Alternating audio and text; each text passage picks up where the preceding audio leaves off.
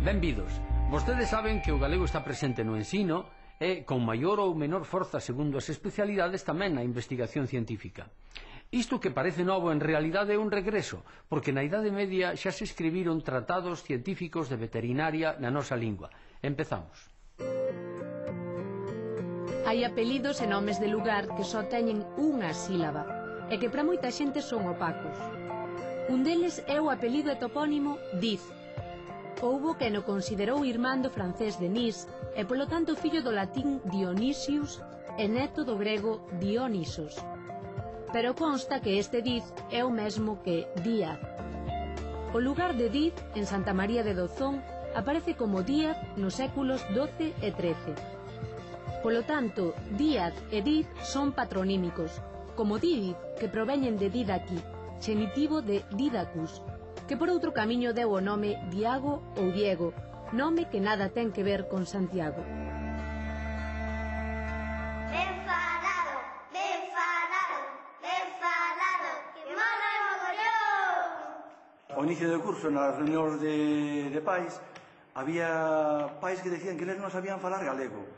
E eu dixen, como que non sabedes falar galego? Estades falando galego todos os días na casa, e vos dicides que non sabedes falar galego?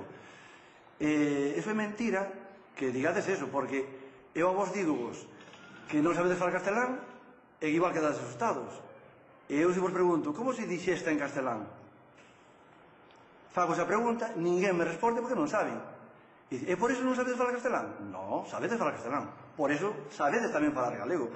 Que non saibades unha palabra, un tecnicismo, pero bueno, eso son niveles de linguaxe que non ten nada que ver con saber ou non saber galego. Vos sabedes falar galego e debedes manter ese galego que aprendestes e mamaste. O de dúas palabras que non saibades, pásanos a todos. Os mestres non sabemos moitas palabras en castelán, ni en galego. Estamos todos os días consultando. A lingua é algo vivo que estás todos os días aprendendo. Ben falado.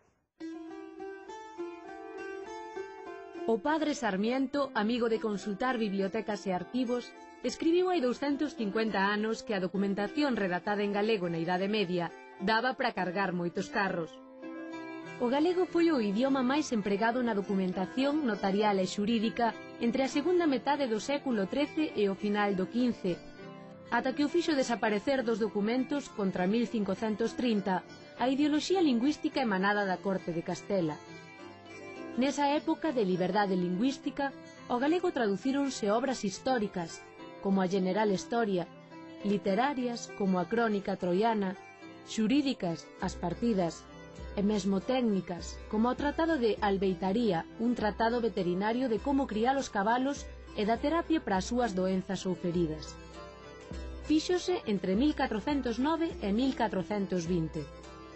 Cando hoxe dicimos normalización, referímonos a recuperar estes espazos de uso que o galego xa tivo noutros tempos. Que líquido transparente bebemos cando temos moita sede? Auga. Como lle chamamos a un bar en Xebre rústico? Taberna. Ves como sabes?